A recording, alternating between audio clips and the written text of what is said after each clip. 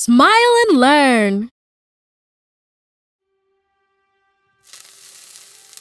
In a village in La Mancha, the name of which I have no desire to recall, lived Alonso Quijano, most commonly known as Don Quixote. Don Quixote loved books so much, he would spend entire hours reading them. Without a doubt, his favorite stories were about the great knights in old Spain. As Don Quixote read through these novels about great deeds of chivalry and accomplishments, he started confusing fantasy with reality. In like manner, he strived to imitate the heroes in the stories, becoming a knight errant. The world needs brave men like myself to fight for justice against evil. From now onwards, I'll go down in history as Don Quixote de la Mancha. Don Quixote made all the necessary arrangements to become a knight, like those in his books. He went up to the attic and found an armor. He laid his hands on an old spear and a dented shield which he had to fix. I almost forgot, I will also need a horse. He went down to the stables and there found Rozinante, a skinny old nag. Just then, his neighbor Sancho, a kind, chubby peasant, was passing by. Don Quixote remembered right away that he also needed a companion in his wanderings. Dear Sancho, every knight needs a faithful squire and adventurous companion. I can't promise you the world, but if we win fortune and glory, I'll grant you the privilege of becoming the governor of an isle. Sancho was slightly naive, so he believed him and accepted the proposal. And this was how such an atypical pair set off seeking adventures. Their neighbors couldn't believe their eyes. What were these lunatics up to? They laughed at them for hours, but couldn't stop them. Don Quixote, Sancho, and Rozinante were strolling along the plains of La Mancha when they saw some windmills at a distance.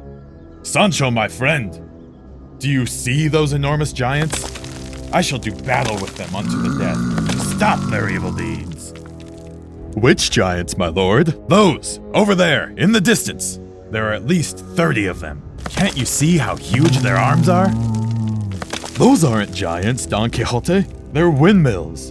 And those that look like arms to you aren't arms. They are the blades that spin around with the wind. Sancho, fear doesn't let you see clearly. Step aside. I'll battle them. Don't run away, coward creatures!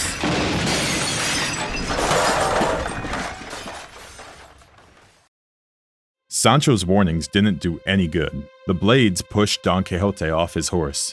Both himself and Rozinante fell on the ground, badly injured. My lord, I told you they weren't giants. They were windmills. But you didn't listen. Hush, Sancho. It's magician Freston's fault, who changed the giants into windmills to deprive me of victory. But I won't give up.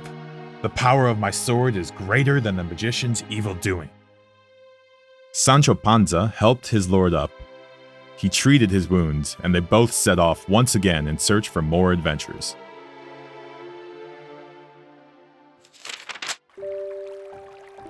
Sancho, my friend, every knight needs to have a fair lady to dream of and to honor with his heroic deeds. Because a knight without love is like a tree without leaves.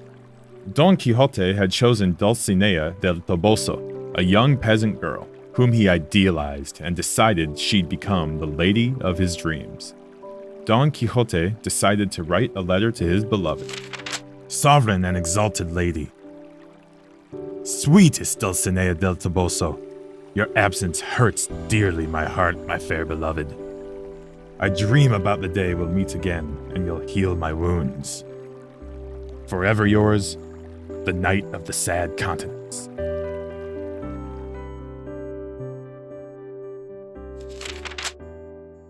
Don Quixote set out on his new path together with Sancho. Suddenly, he saw a thick cloud of dust. A vast army was approaching with the capacity to defeat them. Sancho warned him of such insanity. There's no vast army of soldiers. It's just a large flock of sheep. Don Quixote didn't listen and pounced at the sheep. He hurt a lot of them with his spear and stepped on many others with his horse. Hey! The shepherds were furious, and they started throwing stones at him. So many that both Sancho and Don Quixote had to flee with great speed.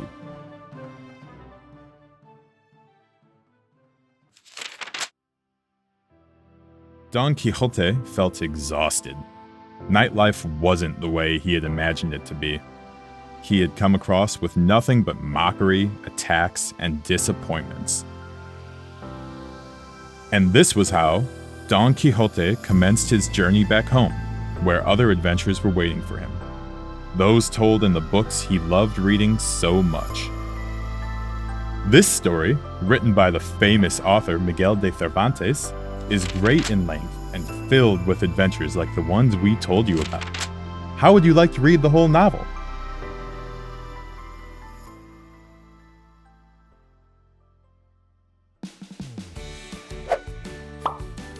Do you want to keep on learning? Try for free our Smile and Learn platform for a month and enjoy all of our games, videos, and interactive stories. Go for it! Download Smile and Learn on your mobile, tablet, or PC.